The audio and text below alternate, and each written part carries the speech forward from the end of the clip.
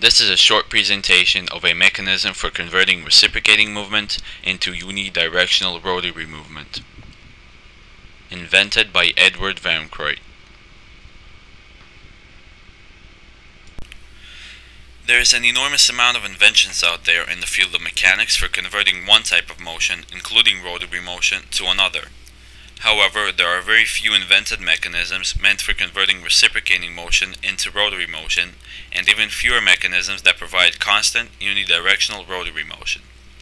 The crank mechanism for converting reciprocating movement into rotary movement is used in all types of piston engines. The basic disadvantage of this mechanism is that the reciprocating movement of the piston rod provides only a part of the phase of rotation, and so-called dead points are formed, which are overcome by heavy flywheel or several similar pistons that are set up on one shaft.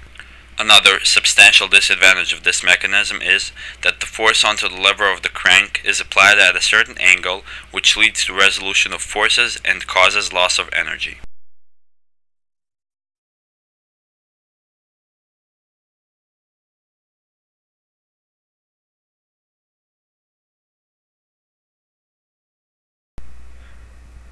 One of the first attempts to provide an alternative to the crank mechanism was made by the inventor James W.A. McKillican.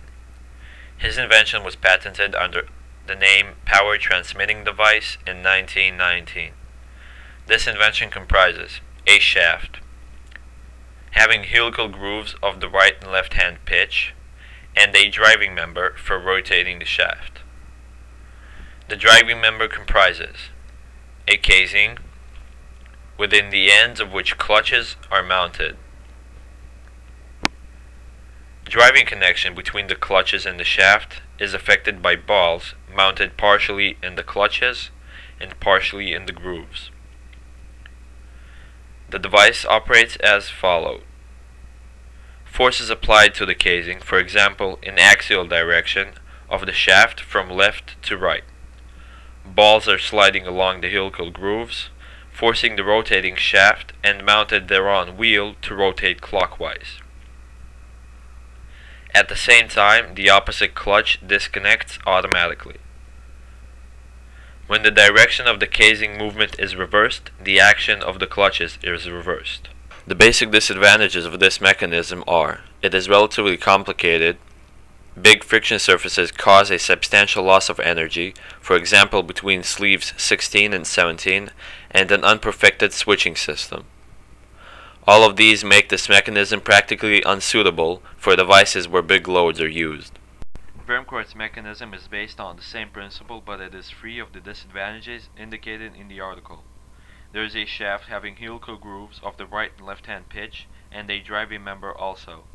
However, the driving member is designed to be much simpler and more reliable. It comprises 7 basic parts compared with McKillican's invention that comprises 9 parts. A standard one-way bearing is used without unreliable ratchet teeth. There is an option to increase the interaction surface between the helical grooves and the driving member by inserting more balls into each helical groove. The mechanism can be used in 2 methods. First, the driving member reciprocates, forcing the shaft to rotate. This method is illustrated using the model of an electric generator.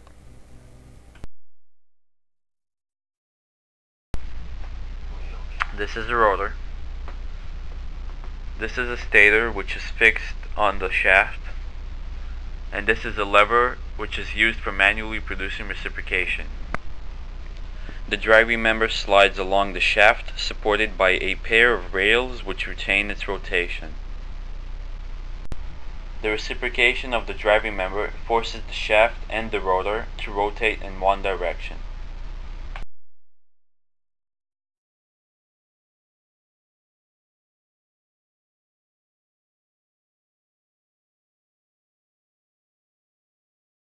The second method for using this mechanism is when the shaft reciprocates, forcing the driving member to rotate. This method is illustrated using a model of a small engine. This model was built using 2 small Honda engines mounted opposite to each other. One is demounted at present, and its function is completed by a start spring.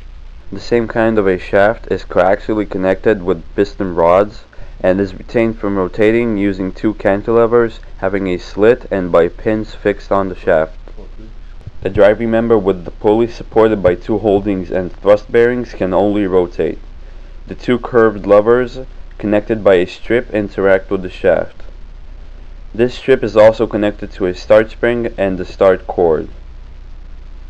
Starting the engine is accomplished by a cord connected to a start spring. By stretching and releasing the spring, reciprocating motion of the strip is created, transferred through the curved levers of the shaft, and transformed into rotary motion of the driving member.